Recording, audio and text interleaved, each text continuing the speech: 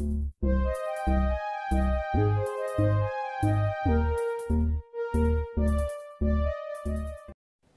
chào quý vị và các bạn. Trong cuộc sống chúng ta sẽ trải qua nhiều giai đoạn khủng hoảng, và khủng hoảng tuổi lên 3 là giai đoạn khủng hoảng đầu tiên của cuộc đời một con người.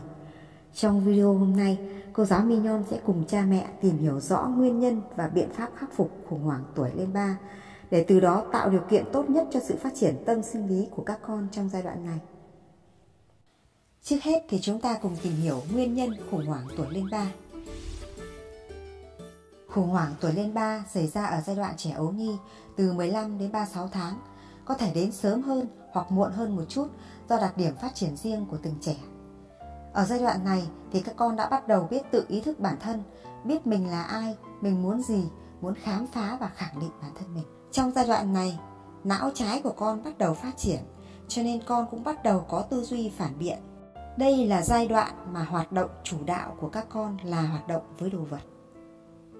Tức là dưới sự hướng dẫn của người lớn thì con hướng hoạt động của mình vào đồ vật, tìm hiểu, khám phá về đồ vật, về thế giới xung quanh. Và từ đó dần dần con cũng biết cách sử dụng một số đồ vật đơn giản.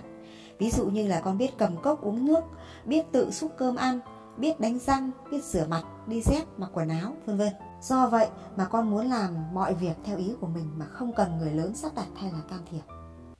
Con mong muốn được như người lớn nên thường lấy đồ vật của bố mẹ ra để thử. Ví dụ như là xỏ giày của bố mẹ đi lộp cộp ở trong nhà.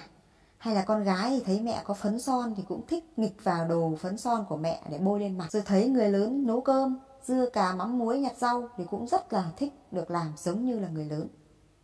Thế nhưng do khả năng của con còn hạn chế và con làm thì lại thường gây ra cho bố mẹ sự khó chịu. Ví dụ như là con uống nước thì con lại có thể làm vỡ cốc hoặc là đổ nước ra nhà. Con mặc quần áo thì con mặc chậm mà con mặc ngược, con lại cài cúc lệch. Hay là con rửa mặt thì lại làm ướt hết quần áo. Con quét nhà thì con khua chổi lung tung, vân vân.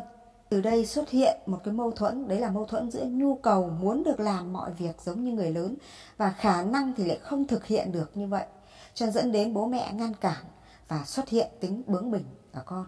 Tính bướng bỉnh đó chính là biểu hiện của khủng hoảng tuổi lên 3, và cụ thể hơn, thứ nhất là con muốn làm mọi thứ theo ý của mình. Thứ hai là con chống đối, bảo con làm một đằng con lại làm một nẻo, thậm chí cố ý làm điều ngược lại với ý của người lớn. Và thứ ba là con muốn giành thẩm quyền mọi thứ về mình. Con không chịu nhường nhịn ai, thậm chí ghen tuông, giận dữ với cả anh chị em của mình. Và còn rất nhiều những biểu hiện khác nữa như là ăn vạ, mè nheo, khiến cho cả gia đình mình phải khủng hoảng theo con. Vậy cần có biện pháp khắc phục như thế nào? Trước hết, nếu bố mẹ nhìn thấy biểu hiện đó của con thì xin chúc mừng bố mẹ, vì đó là sự biểu hiện của sự trưởng thành. Đây là một bước ngoặt lớn trong sự phát triển tâm lý nhân cách của con, và nó chỉ mang tính chất tạm thời, chuyển tiếp. Tuy nhiên, nếu không có biện pháp phù hợp thì có thể ảnh hưởng đến tâm lý nhân cách của con sau này. Thế nên người xưa mới có câu dạy con từ thuở lên 3, uốn tre uốn thủa mang ra khỏi hèo. Thứ nhất là chúng ta hãy tạo điều kiện cho con được trải nghiệm, tự làm những việc con có thể làm trong khả năng cho phép. Sai đâu thì mình sửa đó. Ví dụ như là khi con tự lấy nước, con có thể làm đổ nước ra nhà, thì chúng ta vẫn có thể nhẹ nhàng nói là con làm đổ nước ra nhà rồi, con giúp mẹ cùng dọn nước đi nhé. Và chúng ta vừa dọn vừa giáo dục con là lần sau thì con phải cẩn thận hơn. Hay là khi con tự mặc quần áo bị lệch cúc thì chúng ta cũng có thể cho con đứng trước gương soi, chỉ ra cho con thấy và hướng dẫn lại cho con làm đúng hơn. Cha mẹ cũng có thể là nên chia hoạt động của con ra làm 2 nhóm. Ví dụ nhóm 1 là những việc con được làm, nhóm 2 là những việc con không được làm. Nói rõ lý do tại sao con lại không được làm. Vì có thể là nó gây nguy hiểm thì chúng ta nên phân tích giải thích cho trẻ hiểu. Biện pháp thứ hai đó là chúng ta phải bình tĩnh và nghiêm khắc khi con có những đòi hỏi quá đáng. Khi con có những đòi hỏi quá đáng thì chúng ta lên lờ đi, đánh lạc hướng đi, để con hiểu là đòi hỏi phải có lý do, không phải muốn là được. Nhưng mà chúng ta vẫn âm thầm quan sát khi mà mình lờ đi thì con mình hành động như thế nào. Và khi con không được cái sự đáp ứng đấy từ mình thì con sẽ giảm dần cái cường độ mè nheo xuống và quên dần chuyện này đi.